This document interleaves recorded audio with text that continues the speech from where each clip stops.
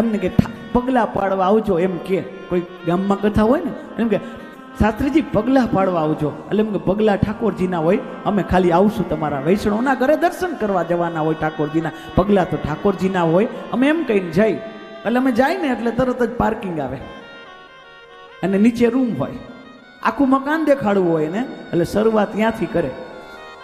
આ જો નીચે રૂમ છે ને, એ અમારો એક ડોગી છે ને, ડોગી એ અને બાનો રૂમ આ છે, શું કહે બાનો રૂમ છે અને ડોગી બે નીચે દે, અમે બધા ઉપર આવે, એટલે પછી અમે ઉપર જાય નહીં, કારણ કે અમને સમજાઈ જાય કે અહીંયા ઠાકોરજી ન બિરાજતા હોય, અહીંયા રાવણ બિરાજતો હોય તો જ આ વાત થાય, નકર આના ઘરે પણ ન જવાય.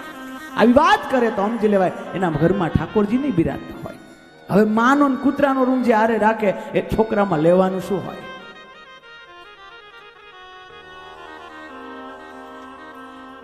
આ હકીકત છે, આ થાય છે અત્યારે.